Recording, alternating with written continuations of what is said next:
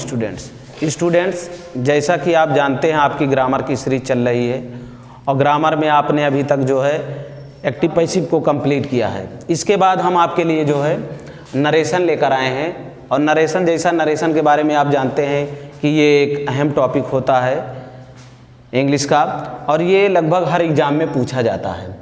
तो चलिए हम नरेशन के बारे में कुछ जानते हैं। तो नरेशन में साहब जैसा कि जानते कथन होता है और ये कथन जो है किसी स्पीकर द्वारा जो है वो प्रदत्त किया जाता है, डिलीवर किया जाता है। अब स्पीकर कोई भी हो सकता है बोलने वाला। जैसे आप कहीं मीटिंग वगैरह में जाते होंगे या फंक्शन में जाते होंगे तो क्या होता होगा कि एक पर्सन उठता है ग्रुप से और जाकर क्या कहते हैं माइक लेता है और कुछ ना कुछ वो क्या कहते हैं अपने माउथ से अपने ज़बान के ज़रिए जो है वो डिलीवर करता है, कुछ ना कुछ वो बोलता है। तो वो क्या होता है हमारे लिए स्पीकर होता है। हम सब लोग क्या हैं उसको सुनते हैं। किसी भी मीटिंग में आप जाते होंगे तो देखते होंगे कि एक बंदा आता है और वो क्या करता है, वो माइक उठाता है और उसके बाद वो कुछ ना कुछ बोलता है, तो वो स्पीकर होता है और उसकी ज़बान से जो कुछ भी निकलता है वही क्या होता है, वो कथन होता है। अब उस कथन को हम सब लोग सुनते रहते हैं, तो उसके कथन को, उस स्पीकर के कथन को, उस स्पीकर के संवाद को, उस स्पीकर के स्पीच को हम दो तरह से, किसी तीसरे व्यक्ति से दो तरह से व्यक्त करते हैं। एक तो डायरेक्ट जाकर व्यक्त करते हैं, डायरेक्ट मीन्स जैसे उसने कहा वैसे जाकर किसी तीसरे व्यक्ति से कहते हैं, तो ये क्या हो जाता है, डायरेक्ट हो जाता है। लेकिन उसकी बात को किसी तीसरे व्यक्ति से हम जाकर डायरेक्ट ना कहें जैसे उसने कहा, बल्कि क्या कहें, कुछ अपने शब्द में जाकर व्यक्त करें, उससे कुछ अपनी तरफ से मिलाकर उस क्या कहते हैं किसी तीसरे व्यक्ति से उसकी बात को पहुंचाएं, तो यही हमारे लिए क्या हो जाता है, इनडायरेक्ट हो जाता है। तो इसका मतलब क्या होता है, डायरेक्ट से इनडायरेक्ट में तीन लोग होते हैं। एक तो स्पीकर होता है, दूसरा क्या सुनने वाला होता है, तीसरा जिससे हम जाकर उसकी बात को पहुंचाते हैं। ठीक, जैसे ये मान लीजिए कि फर्स्ट एक क्या होता है, एक पर्सन होता है जो क्या होता है, वो स्पीकर होता है, एक स्पीकर होता है। अब ये पहला क्या है, स्पीकर है, और दूसरा क्या, और दूसरे स्टेप पर जो होते हैं वो क्या कहते हैं, वो पब्लिक होती है या ग्रुप होती है। तो ग्रुप होती है, पब्लिक ग्रुप होती है इसमें दूसरे पॉइंट पर, ये दूसरे स्टेप पर। तो ये जो कुछ कहता है, ठीक, तो ये सब लोग सुनते हैं, समझ में आया, ये सब लोग सुनते हैं। अब जो कुछ इसने कहा, अब ये सब लोग क्या होता है, तो फर्स्ट स्टेप पर जो रहता है वो हमारा स्पीकर होता है, दूसरे स्टेप पर जो है वो कोई भी पर्सन हो सकता है। तो इसकी बात को, ये स्पीकर की बात को हम जो है, हम और आप किसी तीसरे व्यक्ति से जाकर, किसी तीसरे व्यक्ति से जाकर जो है दो तरह से व्यक्त करते हैं। एक तो जैसे इसने कहा, ठीक वैसे जाकर इनसे अगर हम वो बातें कहते हैं तो हमारा डायरेक्ट हो जाता है। ठीक, लेकिन दूसरा पॉइंट क्या हो जाता है, इनकी बात को, ठीक, ये लोग किसी तीसरे व्यक्ति से जैसे इन्होंने कहा वैसे ना कहकर बल्कि अपने शब्द में जाकर अगर व्यक्त करते हो बात को, तो क्या हो जाता है, इनडायरेक्ट हो जाता है। चलिए अब यहाँ पर हम आपको कुछ लिखे हैं आपके लिए कुछ, तो उससे हम समझते हैं डायरेक्ट इनडायरेक्ट को। ये देखिए, ये क्या नरेशन, कथन क्या होता है, the speech that is delivered by speaker is called narration. इसका मतलब क्या होता है, वह भाषण जो वक्ता द्वारा प्रदत्त किया जाता है, जो अभी मैंने बताया वही क्या होता है, वो हो जाता है हमारा, ठीक, कथन, नरेशन। अब देखिए, ठीक, तो कथन जो है प्रदत्त होता है, कथन प्रदत्त होता है, तो वो उस कथन को हम तीसरे व्यक्ति से अगर व्यक्त करते हैं तो दो तरह से व्यक्त करते हैं। तो इसीलिए उस व्यक्त हुई बात को हम दो क्या कहते हैं पार्ट में डिवाइड कर सकते हैं। एक क्या होता है डायरेक्ट में और दूसरा क्या होता है इनडायरेक्ट में। इसीलिए हमने यहाँ पर क्या लिखा, काइंड ऑफ नरेशन।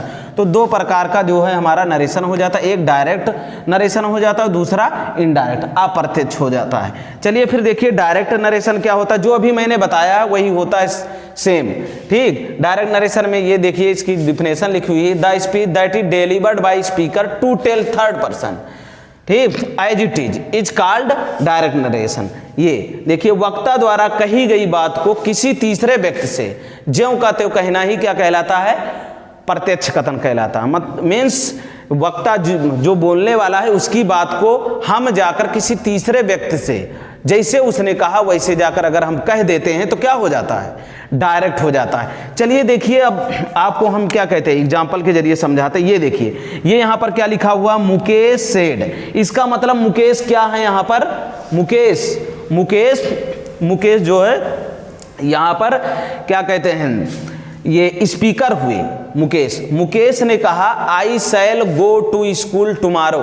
ठीक, तो इसका मतलब क्या हुआ, मुकेश ने कहा कि मैं कल स्कूल जाऊंगा, तो ये डायरेक्ट स्पीच हुई। अब इसी को, ठीक, मुकेश ने क्या कहा है, यही बातें तो कही है कि मैं कल स्कूल जाऊंगा। तो इस बात को आप किसी तीसरे व्यक्ति से जाकर मुकेश वाली बात कौन सी है, ये आई shall go to school tomorrow, ठीक, मैं कल स्कूल जाऊंगा। तो ये मुकेश वाली बात को, मीन्स ये बात को आप किसी तीसरे व्यक्ति से अगर जाकर कहें और वो भी ठीक जैसे इन्होंने कहा, मीन्स ऐसे का ऐसा ही कह दें उससे जाकर, तो ये क्या हो जाता है, हमारा डायरेक्ट कथन हो जाता है। समझ में आया ना, ये प्रत्यक्ष कथन हो जाता है, डायरेक्ट स्पीच हो जाता है ये। ठीक, लेकिन अगर इसी बात को किसी तीसरे व्यक्ति से जाकर सेम इसी सेंटेंस को प्रदर्शित ना करना, बल्कि क्या करना, इसमें क्या कर देना, समय के अनुसार जो है उसको टेंस को बदल देना और क्या कहते हैं, प्रोनाउन को बदल देना, ठीक, अपने शब्द में कर देना उसको, वही क्या हो जाता है, इनडायरेक्ट हो जाता है। तो इसके बाद देखिए, इसके बाद आपका इनडायरेक्ट नरेशन आता है। तो अभी मैंने बताया था आपको, इनडायरेक्ट नरेशन अप्रत्यक्ष कथन वो होता है जो वक्ता द्वारा कही गई बात को किसी तीसरे व्यक्ति से ज्यों का त्यों ना कहना, बल्कि क्या कहना, अपने शब्द में व्यक्त कर देना, वही इनडायरेक्ट होता है। चलिए देखिए, इसी के बारे में मैंने कुछ लिखा है, ये इनडायरेक्ट नरेशन के बारे में। The speech that is delivered by speaker, ठीक, to tell third person in own words is called indirect narration. Means वक्ता द्वारा कही गई बात को किसी तीसरे व्यक्ति से अपने शब्दों में व्यक्त करना ही क्या कहलाता है, इनडायरेक्ट जो है नरेशन कहलाता है। चलिए देखिए, अब हम आपको एग्जाम्पल के थ्रू समझाते हैं कि डायरेक्ट से इनडायरेक्ट कैसे हो जाता है और क्या चीज़ें बदल जाती हैं। देखिए, डायरेक्ट में जैसे है मुकेश सेड, उसके बाद में comma inverted comma I shall go to school tomorrow inverted comma close. तो आप एक पॉइंट याद रखेंगे, जो क्या कहते हैं, स्पीकर होता है उसके कथन को क्या कहते हैं, इन्वर्टेड कॉमा के अंदर रखा जाता है। इसीलिए ये जो स्पीकर है यहाँ पर मुकेश है बोलने वाला, और इसका कथन जो है क्या है, आई shall go to school tomorrow, जो अभी आपको मैंने बताया था। अभी मैंने क्या बताया था, मुकेश ने कहा मैं कल स्कूल जाऊँगा। ठीक, तो ये जो मुकेश की बात जो है, मैं कल स्कूल जाऊंगा, इसको आप किसी तीसरे व्यक्ति से जाकर ऐसे ही अगर कह देते हो कि मुकेश ने कहा, ठीक, कि मैं कल स्कूल जाऊंगा, तो इसका मतलब आपने डायरेक्ट में कहा, जैसे उसने कहा वैसे ही आपने किसी तीसरे व्यक्ति से कह दिया, तो ये डायरेक्ट आपका नरेशन हो जाएगा। आपने क्या कहते हैं, मुकेश ने अपने लिए मैं यूज किया था, आपने किसी तीसरे व्यक्ति से मुकेश के बारे में ही, मुकेश की ही बात को कह रहे हैं, तो आप भी उसके लिए मैं ही यूज कर रहे हैं। तो इसका मतलब आपने कोई चेंजिंग नहीं की, जैसे उसने कहा था वैसे आप तीसरे व्यक्ति से जाकर कह रहे हैं, तो वो आपका क्या हो गया, डायरेक्ट नरेशन हो गया। ठीक, लेकिन अब यहां पर देखिए कि इनडायरेक्ट कैसे हो जाता। अब मुकेश ने जो बात कही थी, ठीक, आप उस बात को किसी तीसरे व्यक्ति से जाकर मुकेश की ही तरह नहीं कहेंगे, बल्कि क्या कहेंगे, अपनी तरह कहेंगे, तो वो क्या हो जाएगा, इनडायरेक्ट नरेशन हो जाएगा। अब देखिए अपनी तरह कैसे कहेंगे, आप कहोगे मुकेश सेड दैट, मुकेश ने कहा था कि, समझे, मुकेश ने कहा था कि, क्या कहा था, he would go to school the next day, वह ठीक अगले दिन क्या करेगा, स्कूल जाएगा। तो अब इसमें आपने क्या अपनी तरफ से यूज किया, आपने अपनी तरफ से क्या कहते हैं, टेंस क्या कहते हैं, चेंज किया, समझे, प्रोनाउन चेंज किया आपने, समझ में आ रहा, प्रोनाउन चेंज किया। तो इसका मतलब आपने, ठीक, क्या कहते हैं, स्पीकर के शब्दों को जो है अपनी तरह से चेंज किया, और वो भी किसके सामने, किसी तीसरे व्यक्ति के सामने। तो यही आपका क्या हो जाता है, इनडायरेक्ट नरेशन हो जाता। किसी तीसरे व्यक्ति से जो है वक्ता द्वारा कही गई बात को किसी तीसरे व्यक्ति से, ठीक, एज इट इज ना कहना, जैसे उसने बोला है वैसे ना कहना, बल्कि क्या कर देना, अपने शब्दों में व्यक्त कर देना, टेंस को बदल देना। समझ में आया? उसके बाद में स्थान भी बदल जाता है, उसको बदल देना, समझे, और प्रोनाउन को बदल देना, तो वही आपका क्या हो जाता है, इनडायरेक्ट हो जाता है। इसके बाद देखिए, इसके बाद आपका जो है पार्ट ऑफ डायरेक्ट स्पीच। जैसा कि आप जानते हैं डायरेक्ट स्पीच के दो भाग होते हैं। एक होता है क्या, रिपोर्टिंग वर्ब होता है, और रिपोर्टिंग वर्ब कौन होता है, जो इन्वर्टेड कॉमा के बाहर वाले वाक्य जो होते हैं वही रिपोर्टिंग वर्ब कहलाते हैं। और दूसरा क्या होता है, रिपोर्टेड स्पीच, इन्वर्टेड कॉमा के जो अंदर वाले वाक्य होते हैं वही रिपोर्टेड स्पीच कहलाते हैं। चलिए ये इसमें आप देखिए समझकर, ठीक, ये देखिए आपका डायरेक्ट स्पीच है ये, तो इसमें देखिए कौन सा पार्ट आपका रिपोर्टिंग वर्ब है और कौन सा रिपोर्टेड स्पीच है। तो ये इसमें देखिए मुकेश सेड, उसके बाद कॉमा इन्वर्टेड कॉमा है, आई shall go to school tomorrow. तो इसमें क्या है आपका रिपोर्टिंग वर्ब कौन सा है, मैंने क्या बताया था, ये आपका इन्वर्टेड कॉमा है, ये इन्वर्टेड कॉमा आपका है। तो मैंने क्या ऊपर लिखा, ये क्या कहते हैं पॉइंट में लिखा है कि इन्वर्टेड कॉमा के बाहर वाले वाक्य जो है, ये इन्वर्टेड कॉमा आपका हुआ, ये यहाँ से यहाँ तक, ठीक, जो बाहर वाला वाक्य है ये मोहन सेड, ये आपका क्या हुआ, ये आपका रिपोर्टिंग वर्ब हुआ, ठीक। इन्वर्टेड कॉमा के बाहर वाले वाक्य क्या कहलाते हैं, रिपोर्टिंग वर्ब कहलाते हैं, ये लिखा हुआ है, इन्वर्टेड कॉमा के बाहर वाले वाक्य रिपोर्टिंग वर्ब कहलाते हैं। तो ये इन्वर्टेड कॉमा हुआ, इसके बाहर वाला वाक्य आपका क्या है, रिपोर्टिंग वर्ब है। अब फिर उसके बाद रिपोर्टेड स्पीच क्या, इन्वर्टेड कॉमा के अंदर वाले वाक्य जो है क्या कहलाते हैं, जो है आपके वो रिपोर्टेड स्पीच कहलाते हैं। ये देखिए रिपोर्टेड स्पीच, ये आपका रिपोर्टेड स्पीच हो गया, ठीक, इस तरह से आपका हो जाएगा। इसके बाद देखिए, इसके बाद डायरेक्ट से इनडायरेक्ट। डायरेक्ट से इनडायरेक्ट जो है आप जानते होंगे कि सेंटेंस के आधार पर बनाई जाती है डायरेक्ट से इनडायरेक्ट। तो देखिए वही सेंटेंस यहाँ पर लिखा हुआ है कि डायरेक्ट से इनडायरेक्ट मिलकर सेंटेंस के आधार पर बनाई जाएगी। पहला सेंटेंस जो है आपका क्या है, एसर्टिव सेंटेंस, दूसरा जो है आपका है इंट्रोगेटिव सेंटेंस, तीसरा जो है इम्परेटिव सेंटेंस, चौथा जो है एक्सक्लेमेटरी सेंटेंस है, और पांचवा जो है ऑप्टेटिव सेंटेंस है। तो इसी के बेस पर हम जो है डायरेक्ट से इनडायरेक्ट जो है बनाएंगे। इसके बाद चलिए अब शुरू करते हैं हम डायरेक्ट से इनडायरेक्ट करने के लिए। तो पहला सेंटेंस जो आपका रहेगा वो एसर्टिव सेंटेंस है। तो एसर्टिव सेंटेंस के बारे में आप कुछ रूल सुन लीजिए। जब तक एसर्टिव सेंटेंस आपका चलेगा तब तक जो है कॉमा और कॉमा के स्थान पर दैट का प्रयोग करेंगे, ये पॉइंट याद रखना। अब देखिए पहला रूल जो है आपका ये आता है कि यदि रिपोर्टिंग वर्ब प्रेजेंट या फ्यूचर में हो तो इनडायरेक्ट करते समय जो है वो रिपोर्टेड स्पीच का सेंटेंस नहीं बदलता, मीन्स टेंस में परिवर्तन नहीं करेंगे। चलिए देखिए यही बातें यहाँ पर लिखी हुई है। यदि रिपोर्टिंग वर्ब प्रेजेंट या फ्यूचर में हो तो इनडायरेक्ट करते समय रिपोर्टेड स्पीच के वाक्य में कोई परिवर्तन नहीं करेंगे, समझे, और कॉमा इन्वर्टेड कॉमा के स्थान पर दैट का प्रयोग करेंगे, जो अभी मैंने बताया है। चलिए करते हैं, एग्जाम्पल के थ्रू समझते हैं। तो ही सेज, तो पहले ये देख लीजिए जो रूल मैंने यहाँ पर लिखा है क्या रिपोर्टिंग वर्ब, ठीक, उस रूल के तहत है कि नहीं है। तो पहला क्या कहते हैं, रिपोर्टिंग वर्ब आपका क्या है, ही सेज है। तो देखिए रिपोर्टिंग वर्ब प्रेजेंट या फ्यूचर में है कि नहीं है। तो आप जब देखेंगे सही से ध्यान से इस सेंटेंस को पढ़ेंगे तो आपको पता चलेगा कि ये रिपोर्टिंग वर्ब आपका जो है ये किस में है, प्रेजेंट में है। ये देखिए ही सेज, कैसे पता चला, ये वर्ब से पता चला। वर्ब की फिफ्थ फॉर्म यूज हुई है इसमें, यस या यस फॉर्म, और यस या यस फॉर्म किस में यूज होती है, प्रेजेंट इंडेफिनिट में, आप सब लोग जानते हो। तो इसका मतलब हमारा रिपोर्टिंग वर्ब जो है ये प्रेजेंट में है। तो जब रिपोर्टिंग वर्ब हमारा प्रेजेंट में है तो रूल ये कहता है, जब रिपोर्टिंग वर्ब प्रेजेंट में हो तो रूल ये कहता है केवल कॉमा और कॉमा के स्थान पर दैट लगाएंगे, और रिपोर्टेड स्पीच ये है आपका, रिपोर्टेड स्पीच के सेंटेंस में कोई परिवर्तन नहीं करेंगे। इसका मतलब रिपोर्टेड स्पीच का सेंटेंस जो है एज इट इज कॉपी कर देंगे।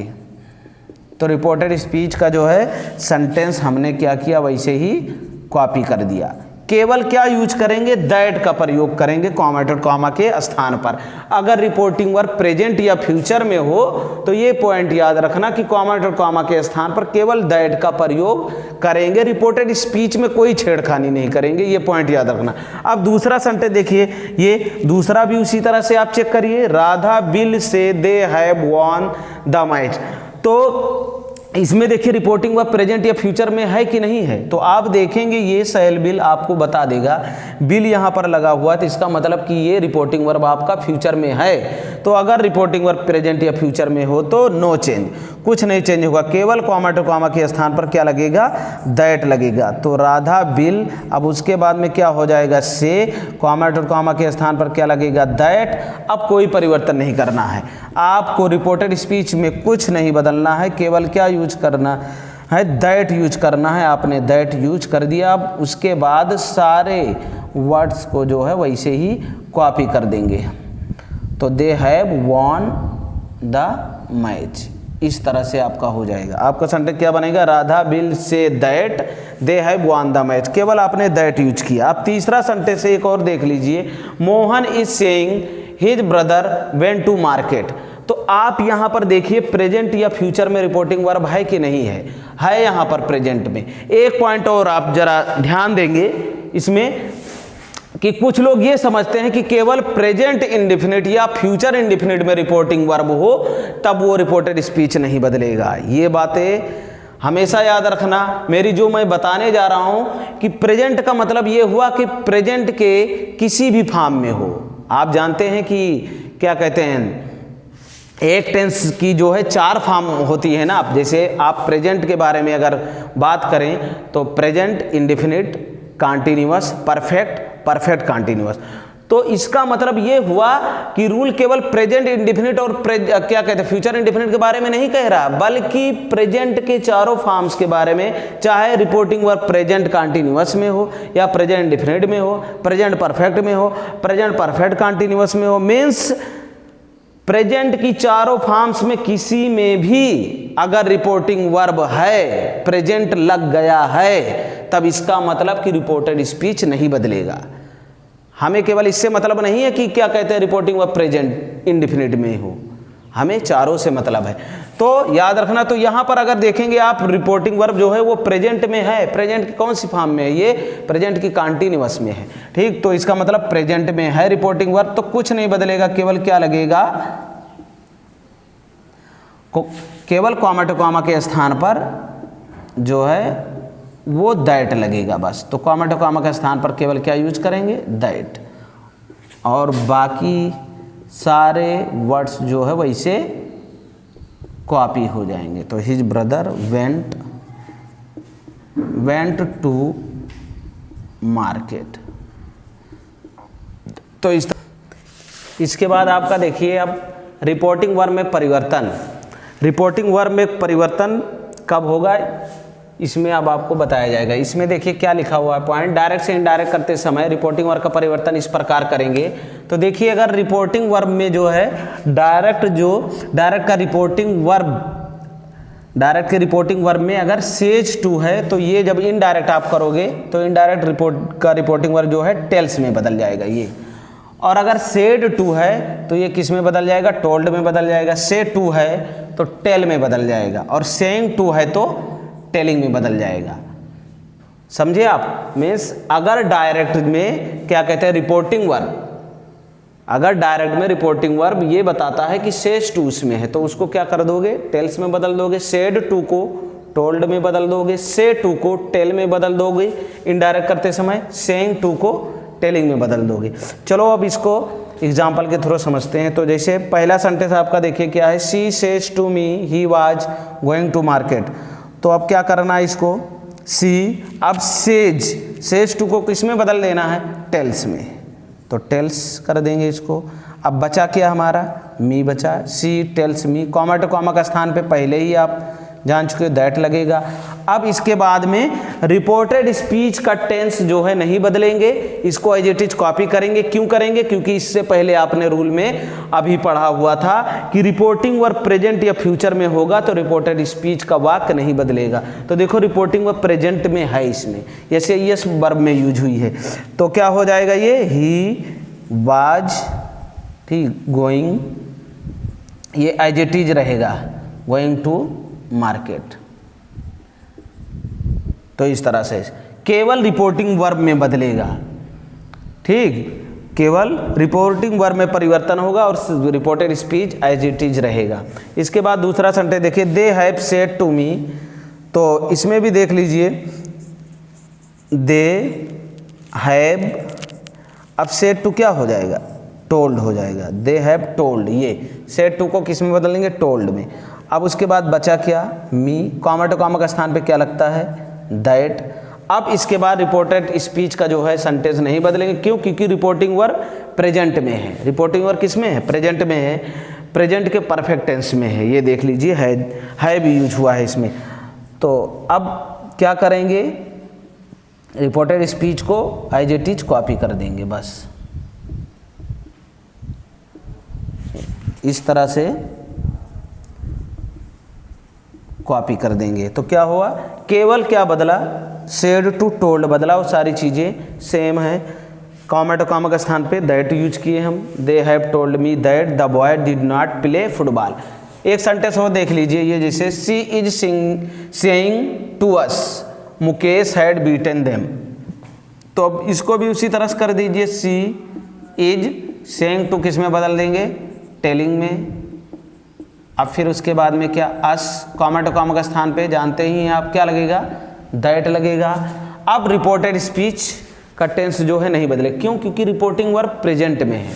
प्रेजेंट के किस फैमिली में है? प्रेजेंट कंटिन्यूअस में है, ठीक। तो रिपोर्टेड स्पीच का टेंस नहीं बदलेगा, तो इसको एज इट इज कॉपी कर दीजिए। तो इस तरह से हो जाएगा, ये कुछ करना नहीं है इसमें। She is telling us that Mukesh had beaten them.